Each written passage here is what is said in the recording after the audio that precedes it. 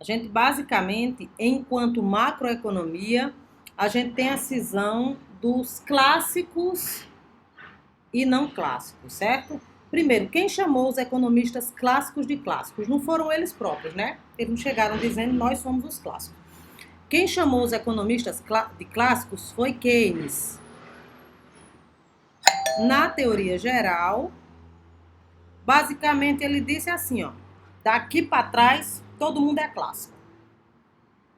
No livro Teoria Geral do Emprego, do Juro e da Moeda, Keynes faz uma explicação do que é que todo mundo para trás dele, né? Mill, Smith, Malthus, Ricardo, Say, contribuíram enquanto escola do pensamento. Então ele fez um pacote e disse, ó, esse pacote é clássico. Aí bati um pouquinho nesse, bati um pouquinho nesse outro aqui, certo? E a economia, enquanto ciência, considera que macroeconomia existe pós-Keynes. Por quê? Por uma questão conjuntural. Quando foi que Keynes começou a pensar, né? Pensar, eu digo, enquanto construção de livro, certo?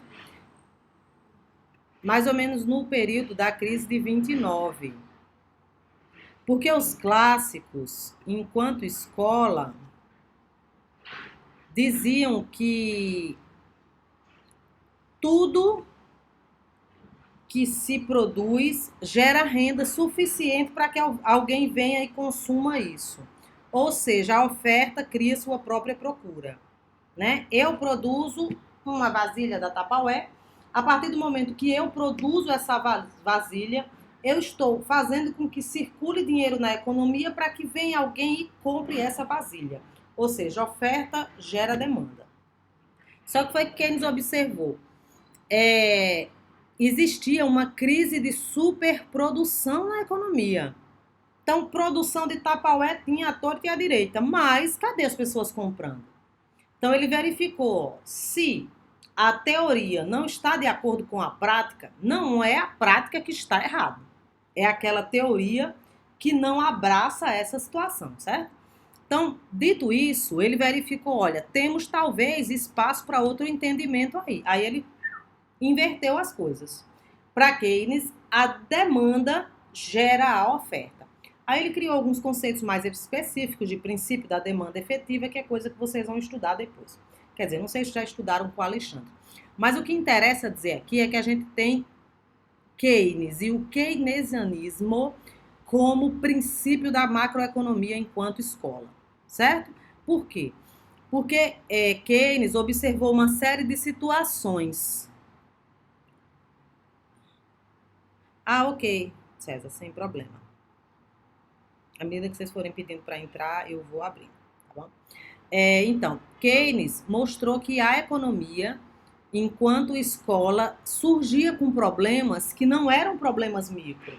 Então, ele observou, olha, as empresas estão produzindo, ninguém compra. Tem um desemprego galopante. O desemprego de uma economia não vai ser resolvido por um cara, enquanto indivíduo micro. Não vai ser resolvido por uma empresa. Então, Keynes pensou o seguinte, olha, temos problemas agregados. Então, a percepção da economia e dos problemas enquanto coisa agregada e não coisa micro veio com Keynes, certo? Aí ele deu assim a última cartada falando, olha, esses problemas agregados, eles não vão ser resolvidos por um indivíduo ou outro.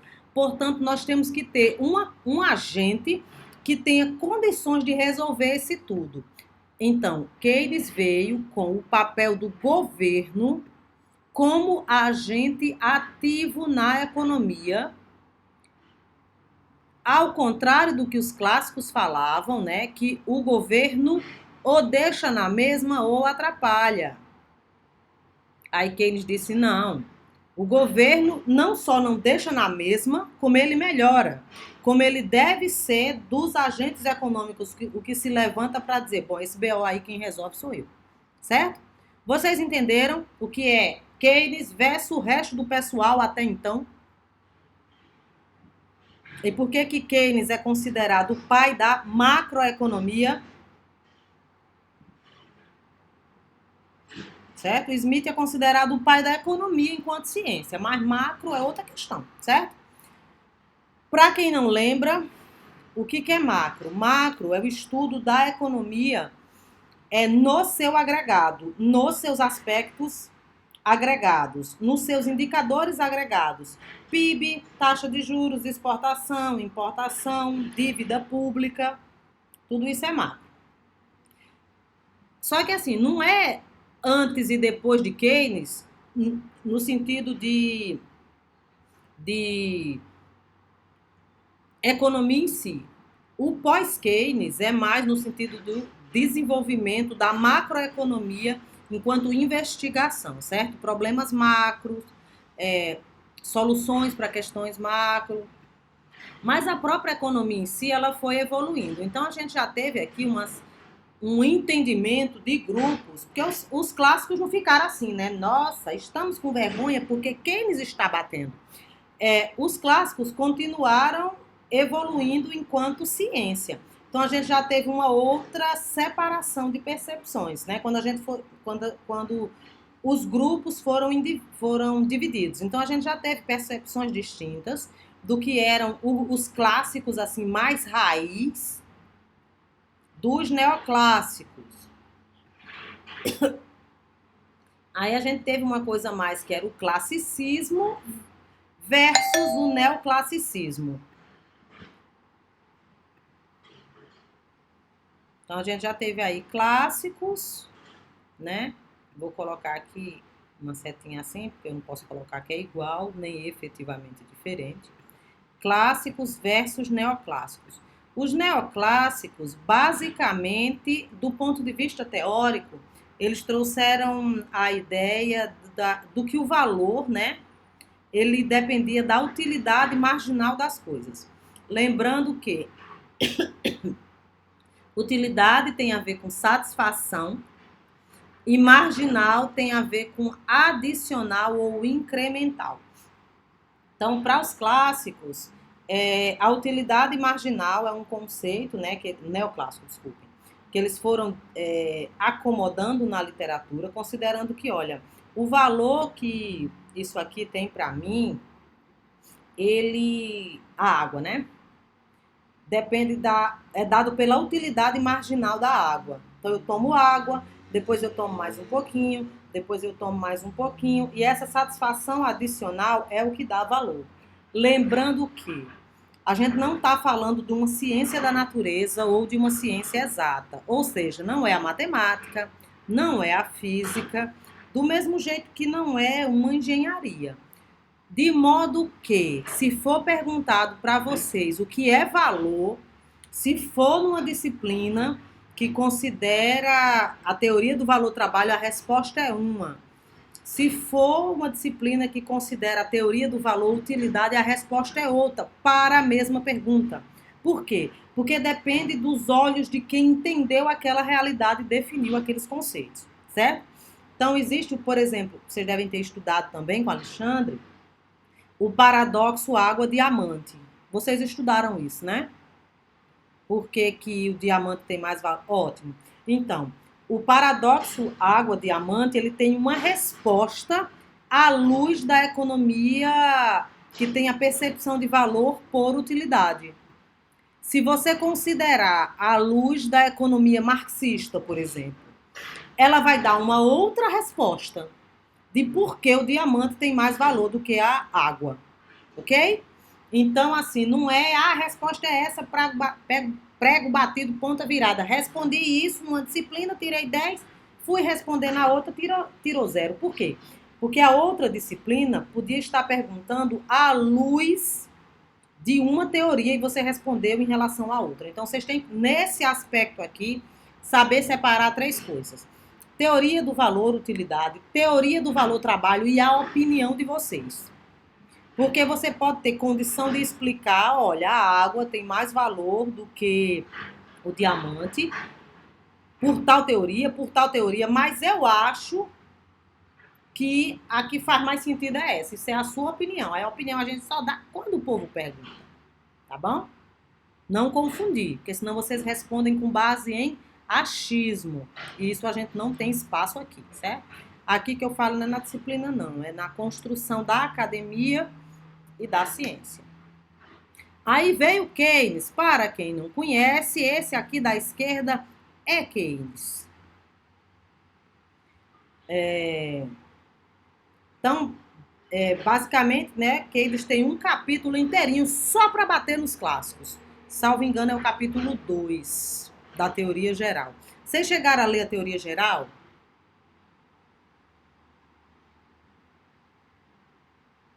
Não? É, é natural. A teoria geral é um livro ruim de morrer de ler. Como a maioria dos livros clássicos, certo? Não ruim no sentido de que conteúdo ruim, mas esses livros clássicos, ele tem uma forma, os autores têm uma forma de entender que não é muito tranquila, não, certo? É bom ler outros. Fulano entendendo Keynes. Aí você lê o fulano, depois é que você vai lá pro Keynes. Sim, Riqueza das Nações também é um clássico. Isso. Ah, vocês já leram Riqueza das Nações e foi tranquilo, é isso? Ótimo. Então vamos lá, né? A macroeconomia veio basicamente dessa cisão aqui. O que é que a gente destaca aqui? O entendimento da existência de problemas macros, não problemas de mercado, não problemas de empresa, não problemas de setores, mas problemas de economias. Essa é a primeira coisa. Segunda coisa é a importância do governo enquanto indivíduo, enquanto agente que resolve os problemas, certo? Isso aqui, minha gente, foi a primeira confusão. Aconteceram outras, né? Porque quando Keynes diz, olha, o meu livro é a teoria geral, ele diz, o que eu estou dizendo é geral, os outros casos são particulares. Então ele colocou, o que eu escrevi serve para qualquer realidade econômica. O que os clássicos escreveram, porque eles não ficaram sentados embaixo da cama em posição fetal ouvindo as pancadas, né? Os clássicos fizeram as suas respostas. Aí foi considerado, à época, que, olha, o que os clássicos falaram não era uma loucura, mas era uma situação que funcionava a pleno emprego. Então, quando um economista está a pleno emprego, o que os clássicos falavam funciona. Aí Keynes considerava, né, o que ele fez geral, o que os clássicos fizeram particular. Depois vieram os neoclássicos e disseram, ó, vocês todos aí são casos particulares. O classicismo é para pleno emprego, o keynesianismo para capacidade ociosa, mas também é um caso particular. Porque quando a economia está em pleno emprego, o que o Keynes falou já não funciona, já não se aplica, certo? Então, assim, a economia ela vai evoluindo enquanto ciência. É importante que vocês percebam qual foi a contribuição de cada pensador. Depois que vocês entenderem a contribuição de cada pensador, aí vocês entendem a contribuição enquanto escola. Ó, fulano disse isso, ciclano disse isso, beltrano disse isso. Mas eles têm um dizer diferente que tem uma coisa em comum. Então a gente bota todo mundo aqui nesse lado, que é o lado dos clássicos, que é o lado dos neoclássicos. Já tem uma outra galera aqui falando outra coisa. Por mais que um diga uma outra coisa, uma coisinha diferente, outra, mas eles combinam em tanta coisa que a gente pode botar eles desse lado aqui, enquanto escola, certo? Então vamos entender a contribuição de cada fulano e vamos entender para qual escola eles vão, né? Tem duas portas, em qual que eles entram? Enquanto contribuição de escola. Então é isso. Na hipótese do modelo clássico, flexibilidade de preços e salários. A questão aqui que bateram é porque para os clássicos, os salários e preços são flexíveis para cima e para baixo. Então, tanto pode subir como descer com facilidade. Aí já veio uma outra galera dizendo não é bem assim não, porque a gente tem contrato. Não posso baixar e subir preço porque eu estou presa a questões contratuais, né? Mas isso é outra questão. A gente está falando das hipóteses dos clássicos. A ausência de capacidade ociosa, né? Como eu falei, foi considerado que o que eles defendiam funcionava a pleno emprego. Se é a pleno emprego, não tem capacidade ociosa. Moeda não afeta o lado produtivo da economia. Isso tem o nome de dicotomia clássica. Então, aqui eu tenho o lado real, aqui eu tenho o lado nominal. O que é o lado real? Emprego, produção. O que é o lado nominal? Coisas relacionadas à inflação, a aumento de preço, aumento de taxa de juros. Então, para os clássicos, uma coisa não afetava a outra, não, certo? Moeda afeta apenas o nível geral de preço e a lei de Sé, né? Que a oferta cria sua própria procura, como eu falei para vocês agora há pouco.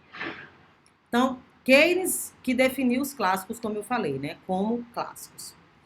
Então, além dos clássicos propriamente ditos, né? Que é Smith, Say, Ricardo, Keynes colocou no mesmo saco os marginalistas, né?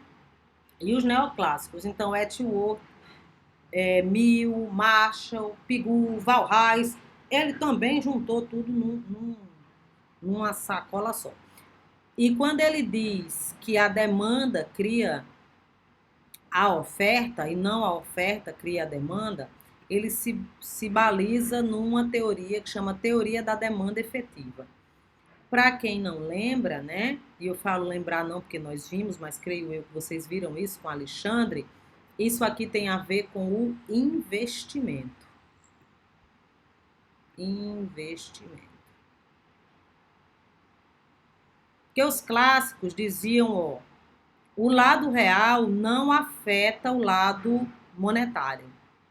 Mas Keynes disse, basta uma má notícia para os empresários se tremer dos pés à cabeça igual um pinche. Então, como é que o lado nominal, que o não tangível, não afeta o lado real? Se os empresários acharem que não vão vender, eles não produzem, certo? Então, ele começou a colocar o espaço para variáveis não observáveis, porque não são tangíveis mesmo, tipo expectativa, sobretudo a expectativa ruim. Que é igual a notícia ruim. Uma notícia boa para a gente é uma coisa, uma notícia ruim para a gente, Jesus amado, é uma tragédia. Então, a produção para os clássicos é dada pela produtividade marginal de um fator, como nós vimos, né? Igual aquela empresa que eu criei, salvo engano, acho que era da Beatriz, que ela estava fazendo que ela tinha uma fábrica de cupcake de Red Velvet, mas uma coisa é só ela trabalhando, outra coisa é trabalhando ela e a mãe, outra coisa trabalhando ela e a mãe e a irmã, outra coisa trabalhando ela, a mãe, a irmã e o namorado da irmã, com os outros insumos fixos. Então, para os clássicos, a produtividade marginal de um fator era a pegada central em relação à produção. Produção para Keynes, né? O produto, renda, é definido pela demanda efetiva, que é o mais próximo que a gente tem hoje do nosso entendimento do que é PIB. O PIB é uma soma de várias continhas. Então, a gente pega essa conta, essa soma, PIB. Que continhas são essas? Consumo de todas as empresas. Consumo de todas as famílias. Investimento das empresas. Gastos do governo. Tudo que foi exportado, que a gente chama de X. Aí a gente deduz o vazamento, que é o que a sociedade de um local decidiu comprar fora. Então, a gente deduz as importações. Então, quando eu somo consumo, investimento, gasto, exportação e deduzo as importações, eu tenho o PIB. O que é a demanda agregada? São esses componentes aqui, ó. O consumo, o investimento, o gasto, é a demanda agregada, certo? Demanda dos consumidores, demanda das empresas, demanda do governo, agregado, porque a gente vai somar tudo. Certo? Não havendo restrições do lado da oferta. Por quê? Porque Keynes disse que como as empresas estão sempre possibilidade de crescer, né, elas estão em capacidade ociosa, elas podem ir crescendo, crescendo, crescendo, que tem espaço de crescimento pelo lado da demanda, contrariando o que falavam os clássicos. Então, os clássicos defendiam uma menor intervenção do Estado, com maior liberdade para os cidadãos. Os keynesianos defendiam a intervenção do Estado, postulando que o mesmo deve atuar como agente regulador na atividade econômica, sobretudo períodos de fragilidade econômica. Então, enfim, para os keynesianos, a economia está em recessão, cabe uma atuação governamental. Então, como é que a gente conecta isso com os dias atuais? A gente consegue estabelecer conexões, eu não estou falando de sinônimos, certo? Os que têm visão econômica mais para o lado da direita, estão mais nesse caso aqui. Os que têm uma visão econômica mais para o lado da esquerda estão no lado keynesiano. E pelo amor de Deus, eu não estou falando de pauta dos costumes, eu não estou falando da Damares, eu não estou falando de nada disso. Eu estou falando de direita enquanto conjunto de percepções econômicas, esquerda enquanto conjunto de percepções econômicas. Tire da cabecinha de vocês o que está atrás das orelhas gritando Bolsonaro ou Lula. Não é disso que eu estou falando. Estou falando de escola de pensamento e não de religião, certo? Já vai me dando um ódio. Deixa eu tomar água aqui.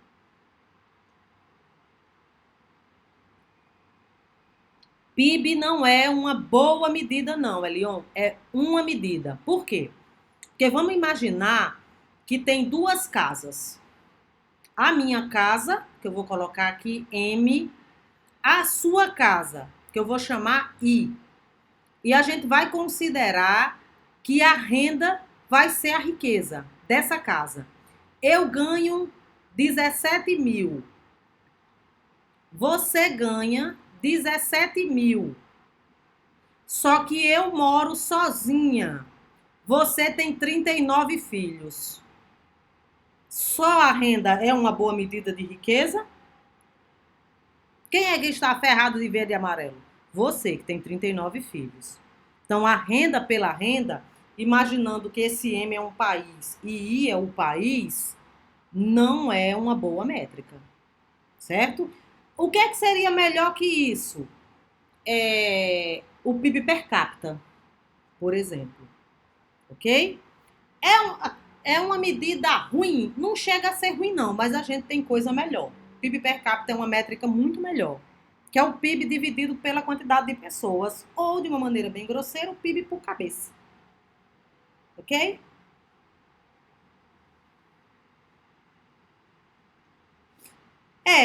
O problema, César, é que as pessoas querem pegar um indicador. E aí você torna realidades complexas uma coisa simplista, o que não faz sentido, certo? Eu não entendo a realidade de um local do ponto de vista, sobretudo socioeconômico, se eu me atenho apenas a um indicador. Então, a ideia é que a gente considere um conjunto de indicadores e consiga explicar o porquê desse conjunto de indicadores, por que um só não dá vazão e qual é o resultado que você chega utilizando o conjunto.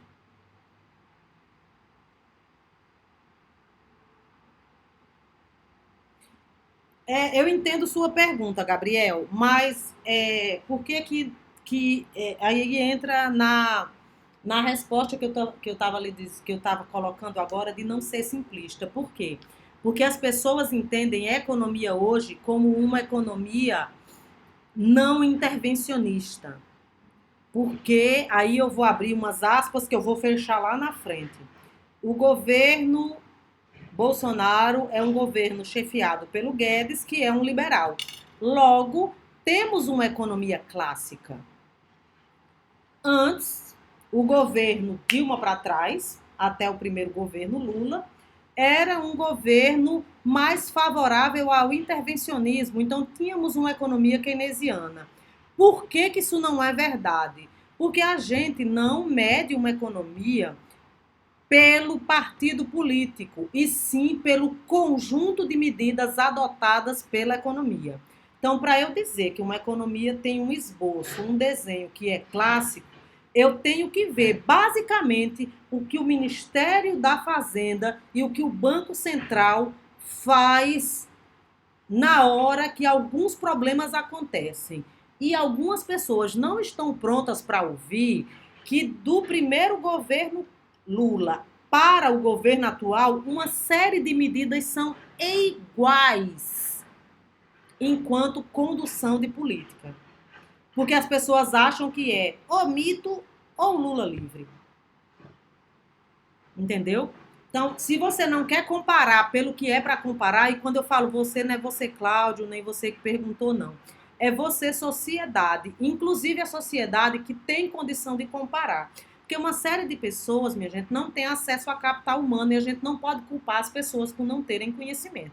O problema é quando a pessoa tem conhecimento e não está atrás. Aí me dá ódio da pessoa e da situação, entendeu? Então, a gente, voltando para a pergunta do Gabriel, a gente pode dizer que a economia hoje é clássica ou keynesiana, não. A economia hoje é um Frankenstein, que tem políticas,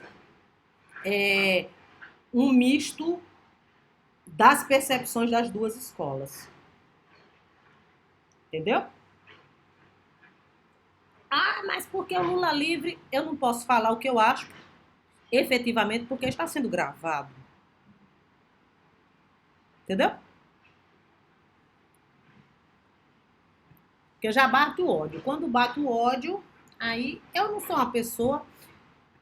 O gênio não é bom. Não sei a quem eu puxei, porque minha mãe é ótima. Mas o meu gênio nunca foi dos melhores.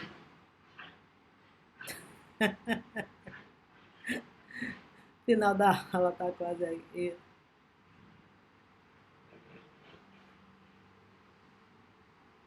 É, porque a gente tem, minha gente, choques, né?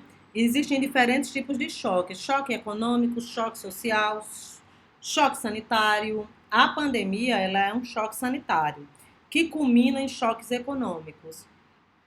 E não, mas choque na perspectiva macro, César, certo? Choque na perspectiva macro. Porque assim, quando a economia é um choque sanitário, ela fecha empresas, ela colapsa o setor público, ela colapsa o setor produtivo na perspectiva macro, ok? Então, quando vocês forem comparar qualquer coisa, vocês briguem pelo que vocês quiserem brigar. E brigar, que eu falo, minha gente, é discutir com argumento, não é jogar pedra nas pessoas, não. Não que não surja a vontade, às vezes, de atirar pedra nas pessoas, mas a gente não deve fazer isso. Olhar a força do argumento e não o argumento da força, certo? Você grita mais, ao resto abaixa a cabeça, não faz sentido. Tenha bons argumentos. Para ter bons argumentos, você precisa estudar. Ah, mas eu não quero estudar, então deu ruim para você. Não quero saber dos BO de vocês, discutindo entre vocês. Lá vai, um falando mal do outro. Não quero saber do BO de vocês. Até porque se for para ganhar no grito, eu estava com ódio de vocês no escala de 0 a 10 em 529 no dia da prova. Mas isso aí eu vou comentar depois. Espero. Vão se preparando, né? Vão energizando o ambiente, pegando sei lá, um incenso, uma água. Vamos lá, vamos lá. Então, o que reúne uma escola é o conjunto de ações, não a pessoa ter um Partido Socialista Brasileiro. Ah, menina, isso aí é socialista, porque agora eu já sei, certo? Não entro nesse tipo de discussão, não, porque isso aí é uma discussão rasa. As minhas sobrinhas pequenas brincando de boneca discutem melhor. Então, de acordo com os keynesianos, existe a possibilidade das economias operarem fora do pleno emprego, né? Que foi o que os neoclássicos colocaram depois, o classicismo como não uma teoria geral, mas um caso particular. Então, o classicismo é um caso particular porque ele só funciona para períodos de curto prazo. Aí bateram na porta de Keynes, tu não é o bonito? Tu não dissesse que era a teoria geral? E aí, que só funciona por curto prazo? Aí ele disse, no longo prazo todos estaremos mortos. E fechou a porta, foi cuidar da vida dele. Certo? Então, modificações nos gastos governamentais e impostos podem ser usados para aquecer a economia. Intervenção, certo? Ó, modificações no gasto, componente G. E impostos, componente T, se eu chamar de tributos, podem ser usados para aquecer a economia, se essa estiver longe da plena utilização. Qual que é a questão que a gente tem que tomar cuidado quando a gente fala de gasto e de tributação? Porque isso aqui não são coisas independentes. O governo arrecada e o governo gasta. Se ele gastar mais do que arrecada, a conta chega. Certo? Não interessa se a comanda está ou não guardada. Alguém está ali anotando a sua consumação. E a conta chega. Ok? Mas o que a gente tem que considerar é o custo de oportunidade dessa conta. Aí são outras questões. Então, diferenças entre a economia clássica e a keynesiana. Na percepção keynesiana, ao contrário do pressuposto do modelo clássico, a demanda agregada possui importante papel na determinação da renda agregada aqui, sem que haja limitações pelo lado da oferta. Por que a oferta não limita? Porque ela está antes da capacidade ociosa. Se ela está antes da capacidade ociosa, ela tem condições de continuar crescendo, certo? Deixa eu botar o óculos de volta que eu não enxergo.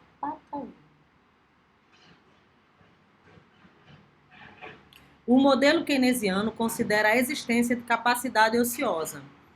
Portanto, as empresas conseguem atender aos aumentos da demanda sem pressionar a inflação.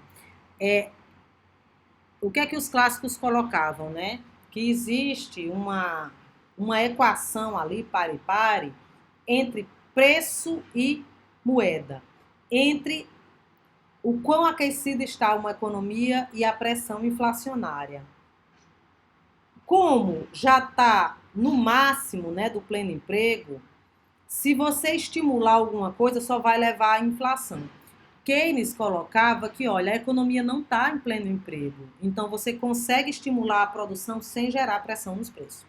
O governo, agente pertencente à demanda, como eu falei, o G, né? Quais são os agentes pertencentes à demanda? Consumidores, empresas e o governo.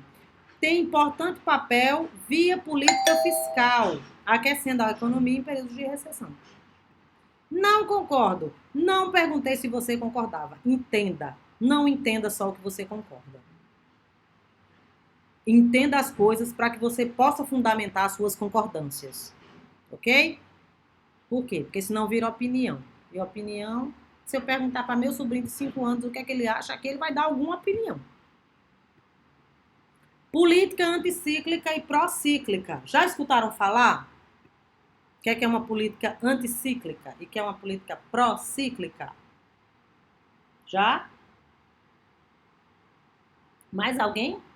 Já ouviu ou não ouviu? Não estou cobrando não, minha gente. Estou só fazendo uma pergunta mesmo, certo? Ó, tem coisa que a gente consegue matar pela etimologia mesmo. Vamos lá. Os meninos que não escutaram falar ainda e os meninos que já escutaram falar, porque eu não sei o que diabo vocês escutaram. Ó, a gente tem um ciclo, não é? Anticíclica é no contrário do ciclo. O ciclo está vindo para cá, a política vem para cá. Procíclica é na mesma direção do ciclo, no sentido aonde a vaca vai, o boi vai atrás, certo? Então, procíclica é na mesma direção do ciclo, desculpem. Anticíclica é na direção contrária ao ciclo. Então, a gente está num período de recessão. A economia está em recessão. Uma política que quer estimular a economia, ela é anticíclica ou procíclica? A economia está em recessão. A política está no sentido contrário, para aquecer.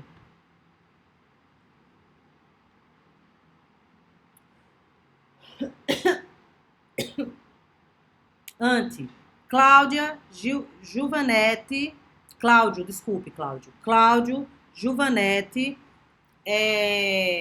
entenderam, porque vocês me disseram que não tinham escutado falar. Entendeu, Cláudio? Juvanete, você entendeu também, querida? Certo? No sentido do ciclo procíclica, no sentido contrário, anticíclica.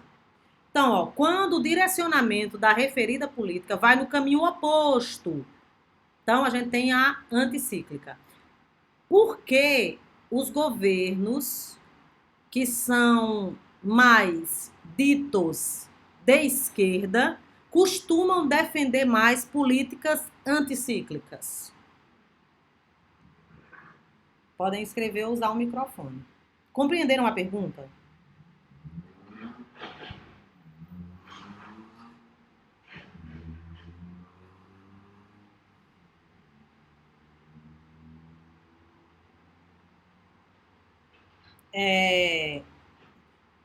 Até do ponto de vista político, Felipe, um partido político, ele não vai se preocupar de divulgar isso.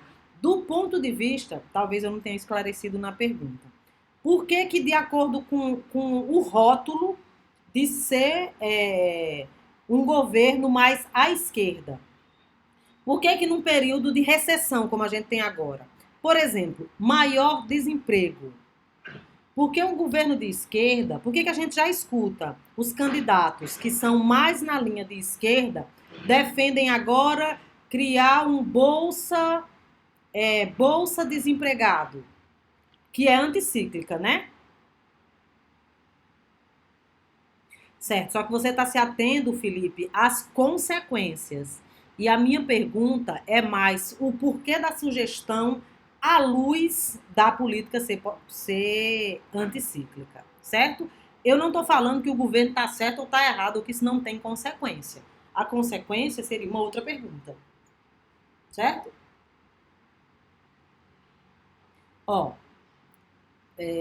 quando um governo diz o seguinte: as pessoas estão sem emprego, vamos criar uma bolsa desempregado. Todo mundo concorda que isso é uma política anticíclica?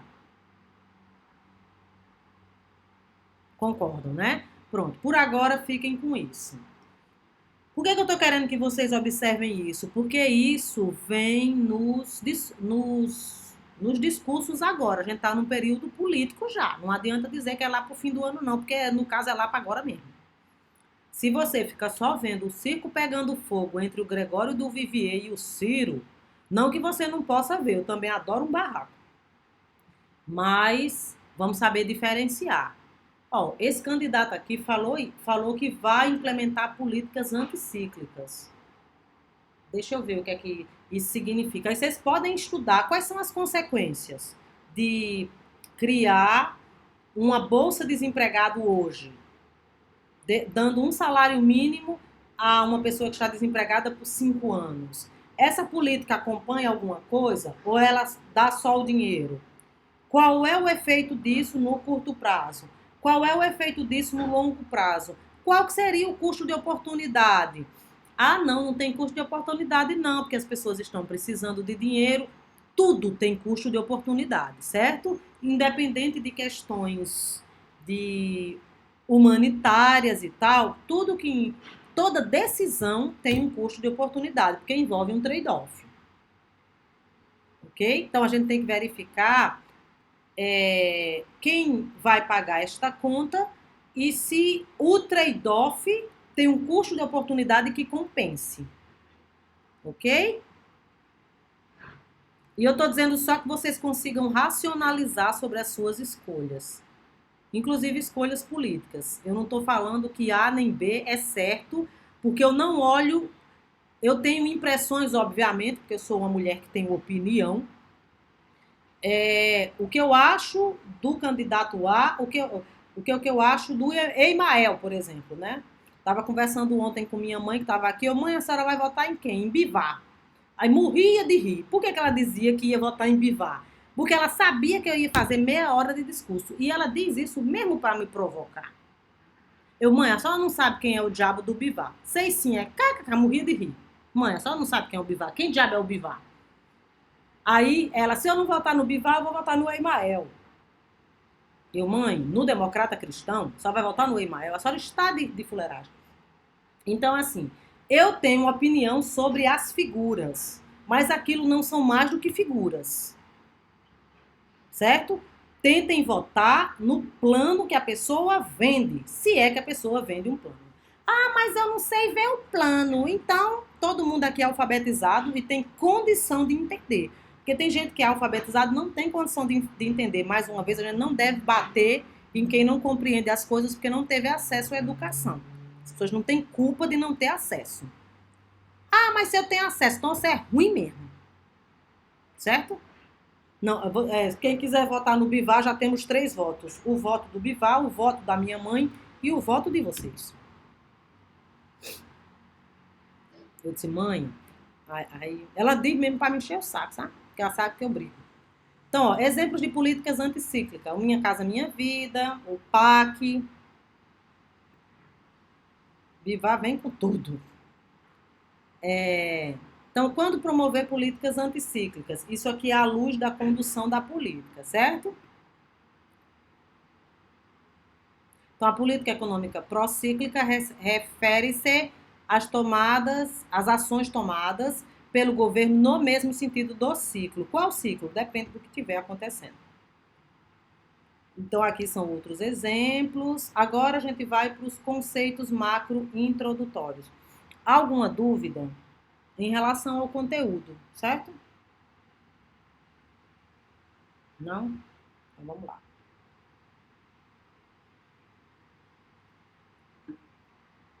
Agora eu tô com a musiquinha do diabo do Emael na cabeça. Que inferno, meu. Conceitos macro introdutórios. Ah, então depois alguém canta pro César que esqueceu, certo? Porque se eu tô aqui sofrendo com isso, não quero estar sozinha. Ah, você tem uma dúvida, desculpe, eu achei que era o esquecimento da música do Emael que você tinha. À medida que eu for falando, você vê se lembra do que é, e você pergunta, tá bom? Agora subiu o volume da música aqui no meu ouvido. O que é macro? Macro é o estudo da economia como um todo. Micro é o estudo da economia nos seus aspectos individualizados. Setores, empresas, mercados, consumidores, tudo isso é micro. Quando a gente pega indicadores agregados, é macro, certo? Então, a micro é o estudo de como famílias e empresas individuais tomam decisão e interagem. Então, basicamente, o processo decisório de empresas e famílias e a interação delas é a micro. Macro é o estudo da economia como um todo. Seu objetivo é explicar as mudanças econômicas que afetam muitas famílias, empresas e mercados. Não só as ações que afetam, como a política que vai trabalhar na contenção dos efeitos provocados por choque. Que choque? Choque econômico, choque político, choque internacional, choque sanitário, ok? Resposta a choques. Também é macro. O que a macro estuda? Taxa de juros, desemprego, PIB, consumo nacional. O consumo nacional é diferente do meu consumo individual, do consumo de vocês individual. Poupança nacional, inflação, tudo isso são indicadores macro, certo? O Copom não vai se gastar fazendo uma reunião para fazer uma taxa de juros para mim, no dia seguinte uma taxa de juros para a Juvanete, no terceiro dia uma taxa de juros para a Eduarda, e assim sucessivamente, certo? Outro para a Jéssica, enfim. Existe a economia como um todo, existe a taxa de juros base da economia, existem outras taxas de juros também, além da taxa básica.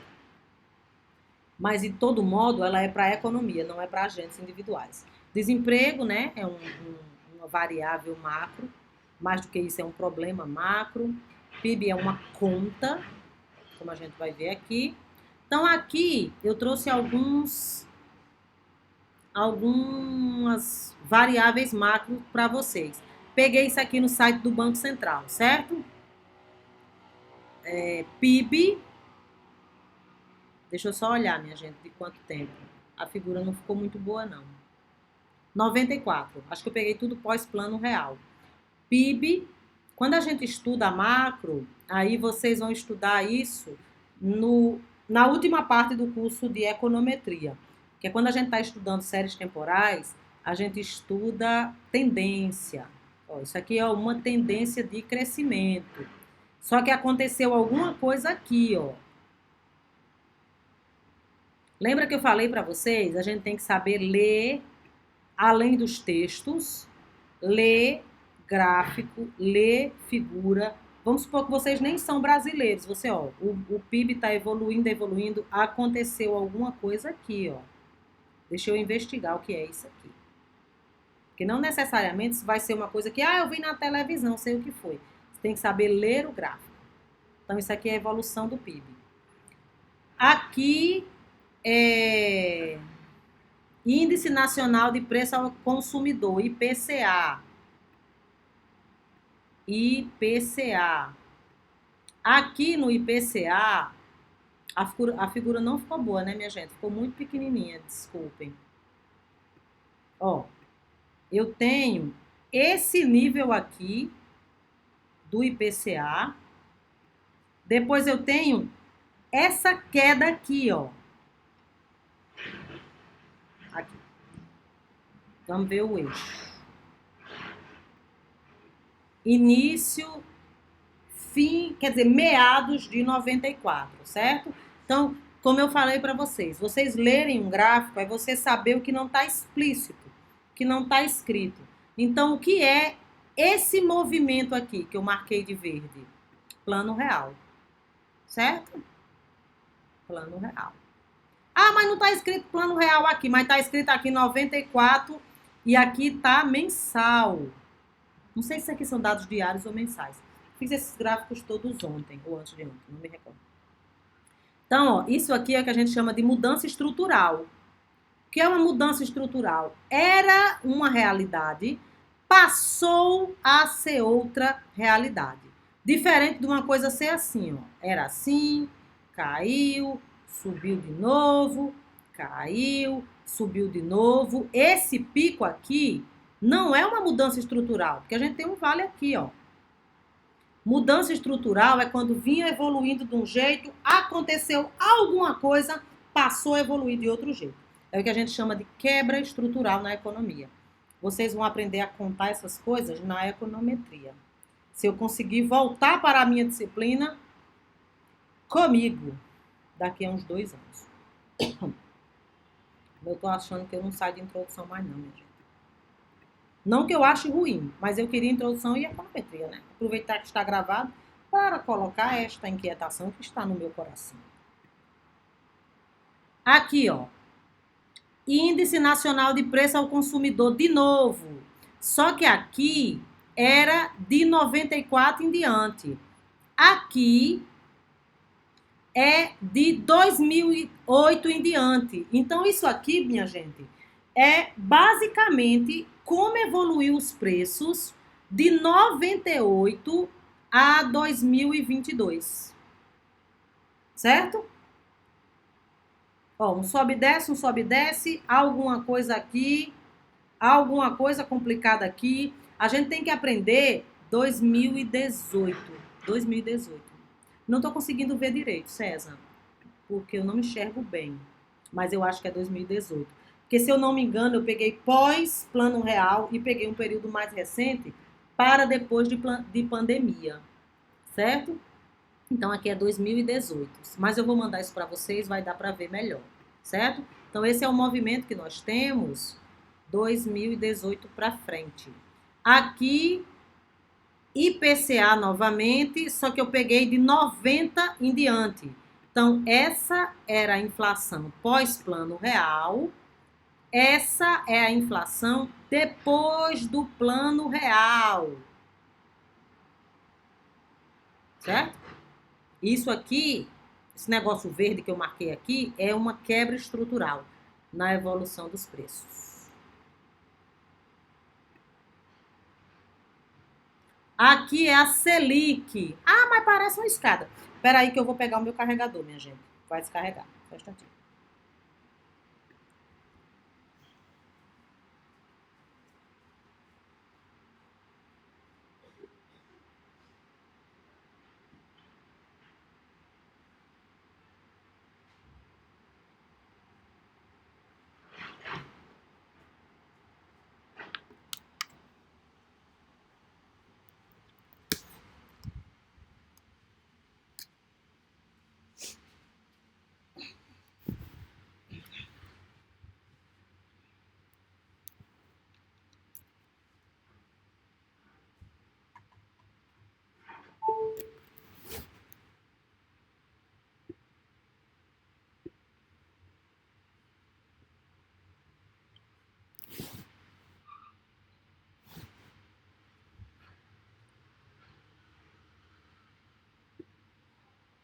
Ó, essa é a Selic, certo?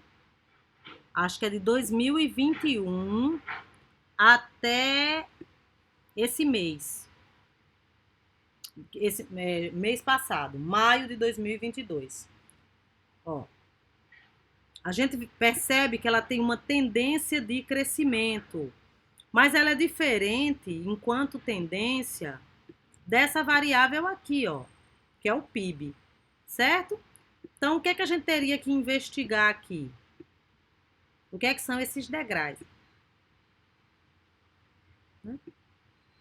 Basicamente, acontece uma coisa aqui para essa taxa de juros subir, e não é a obra e graça do Divino Espírito Santo. Por isso que tem que saber ler os gráficos, certo? O Brasil já teve várias moedas para resolver vários BOs, inclusive e principalmente resolver a questão da memória inflacionária, certo? O Brasil tinha uma inflação tão grande, Ercílio, que o custo de carregar moeda era uma questão. Né? Então você pedia para sua mãe para comprar uma pipoca Bocos, ela tinha que lhe dar uma sacola de moeda. Isso não é interessante, certo? Quando a gente chegar na parte de política monetária, você vai ver que uma das vantagens de usar moeda e não o escambo, ou outros produtos como equivalente geral, como sal, boi, é o que você não tem custo de transporte. Então, sempre que trocava moeda, eles mudavam a cifra. Em geral, era 100 vezes o valor mais baixo da anterior. Ah, mas isso não é resolutivo. Quase nada foi, né? Até o plano real. Pois eu explico um pouquinho para vocês sobre o plano real. Bem pouquinho. Vocês vão estudar isso em economia brasileira. Basicamente, mudava as novas moedas eram múltiplos das anteriores. Com exceção do real, quando mudou, né? Que ele era indexado ao RV. Ele era 2.700 e lá vai pedrada de um cruzeiro real. Não chegou a ser o múltiplo, mas isso também teve suas razões. Então, fontes e estatísticas oficiais. Por que eu estou falando de fontes e estatísticas oficiais?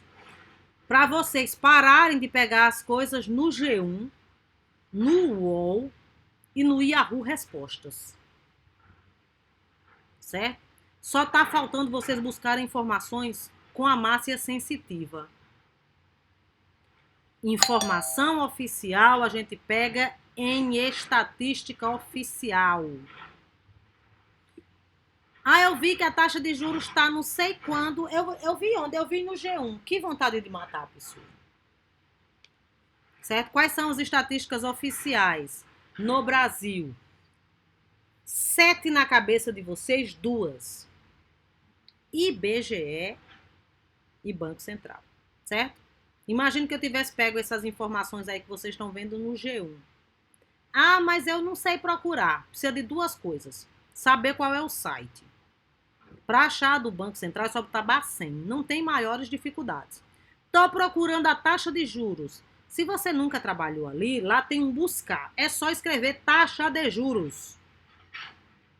Está procurando o PIB, está procurando volume de crédito. Então, use as estatísticas oficiais. É muito primário, minha gente. É muito simplório você usar informações não oficiais. Porque vocês estão pegando uma coisa... É ruim por duas razões. Porque vocês estão pegando uma fonte de alguém que já coletou e você não sabe se essa pessoa coletou corretamente. A outra, como é que você, da economia, está pegando o indicador da economia e você pega no mesmo site onde você verifica, sei lá, que fulaninho, o youtuber fulaninho brigou com a namorada. Não é? Vá logo procurar no Diva Depressão, já que a sua fonte é essa. Pelo menos lá você vai achar a graça das coisas. Então, ó, IBGE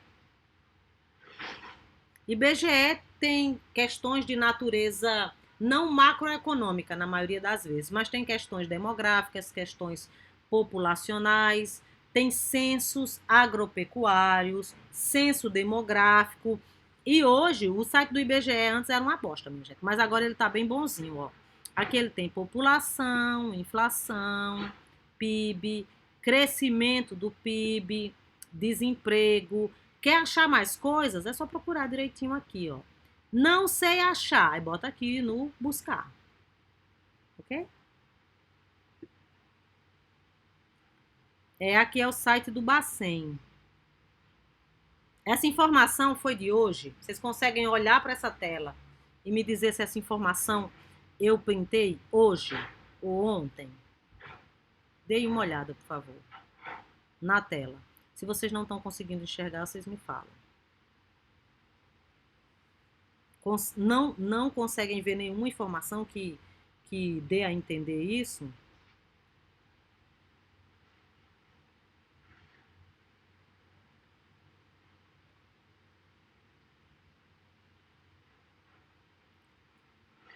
É impressionante, minha gente, como vocês não conseguem responder as perguntas que são feitas a vocês. E eu até entendo o que vocês querem dizer. Vamos lá. Eu perguntei o seguinte: essa informação é de hoje? Aí eu recebo uma resposta: 5 de 5, 2021, taxa Selic e 20 do 5. Não é de hoje. Essa é a resposta da minha pergunta. Aí eu ia perguntar na sequência por quê. Esse tipo de comunicação que vocês ainda realizam é bastante atravessada. Bastante atravessada. Certo? Então a resposta é não. Não é de hoje. Aí eu vou perguntar por quê. Não coloque em 2021. Não coloque 20 do 5. Não coloque... Eu estou perguntando o porquê.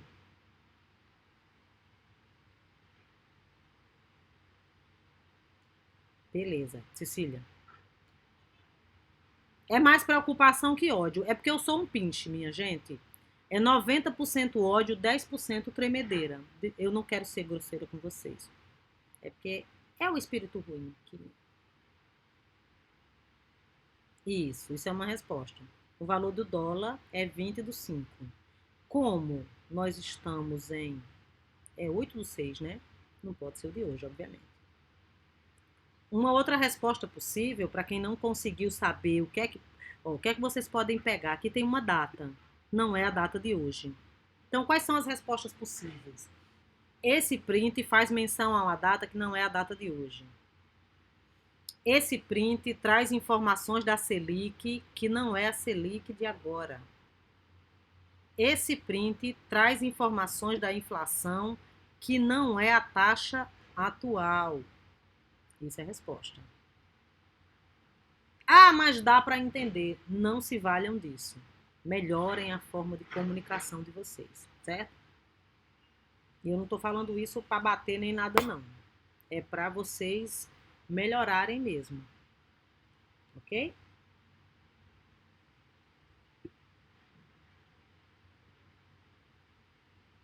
Essa aqui eu acho que era... Deixa eu ver se é a mesma. É a mesma. Então, podia se valer disso tudo, ó. Aqui tem um valor de compra, valor de venda, datado, inflação, Selic. Desculpem. A página principal, meninos e meninas, do Banco Central, ela... Não, aqui é o IBGE, desculpem. Ela é bem inteligível, assim. ela tem muita informação que eu acho fácil, não só para estudantes, não, mas para a população. Ó.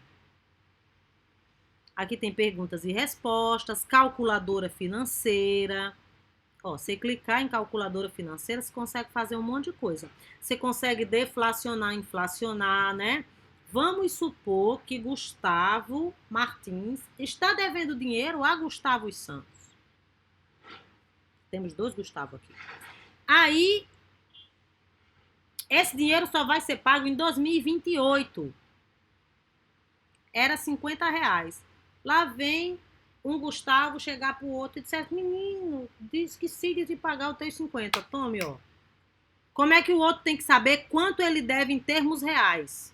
Ele vem aqui, ó, na calculadora do cidadão e verifica. R$ 50 em junho de 2022 é quanto? Em R$ 50 em junho de 2028. Quanto é que ele tem que pagar para ter o poder de compra de outro? Certo? Não adianta você dar R$ 50 e correr. A não ser que você morra com a consciência que você está devendo favor. Tem o app também, né? E tem vários vídeos aqui, minha gente, muito interessantes. Vídeos bons para a população. Eu acho o site do Banco Central até bem mais interessante para a população em geral do que o site do IBGE. Mas, menino, eu arrochei o nó aqui em prints do Banco Central. Sei por que não, mas espero que não tenha mais. Ah, IPEA-Data. IPEA-Data é um banco de dados do IPEA, certo? Tem, querido. Tem como baixar, Gabriel, em CSV, tem como baixar no Excel. Você escolhe a maneira como você quer baixar, depender do tipo de programa que você vai usar para trabalhar esses dados. Tem como fazer download, sim. Ah, esse do IPEAzinho. Então, ele resolve muito das suas coisas. Ele tem informações macroeconômicas, informações regionais e informações sociais. Qual é o problema do IPEA Data? Se vem tudo lindo e maravilhoso, bem organizadinho, ele ainda traz no Excel, minha gente, uma outra planilha explicando o que é a base de dados, qual é a fonte, como é que foi coletado, tudo bem organizado. O problema é que não tem ninguém, filho da mãe, com a mesma frequência do Banco Central, certo? Ó, que a gente tinha um gráfico aqui que era de 2022. O IPEA Data, ele tem um certo delay, que é o custo de atualização do pessoal do IPEA. Mas precisa de dados mais antigos, precisa de dados organizados. Vocês podem acessar no IPEA Data, só que só prestem atenção a uma coisa. O IPEA Data, ele organiza, não gera variáveis, certo? Por quê? Porque tem um erro que é muito comum. O pessoal da econometria adorava fazer isso. Vamos supor que você escreve aqui, ó, Selic. Aí você pega no Excel, aí lá vai seu gráfico de Selic. Aí você bota aqui fonte.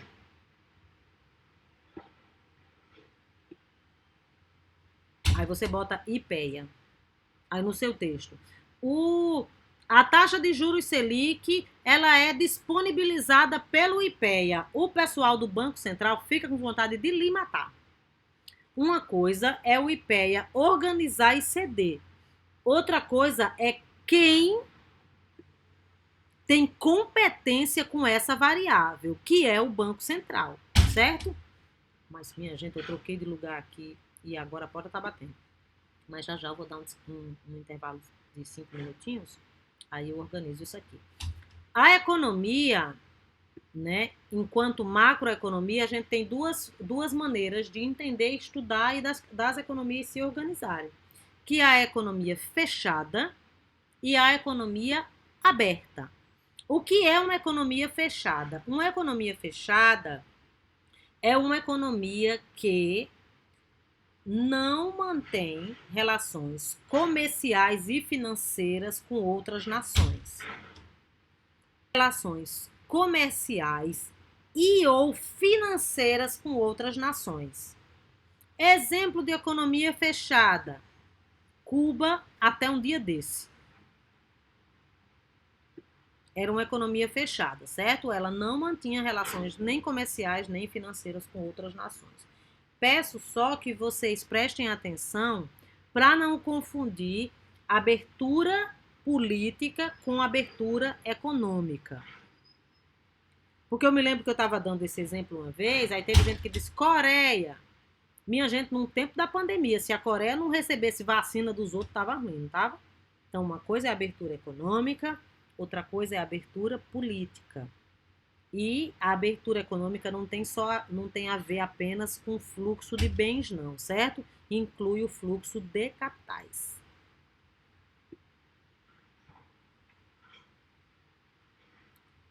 Vocês entenderam até agora?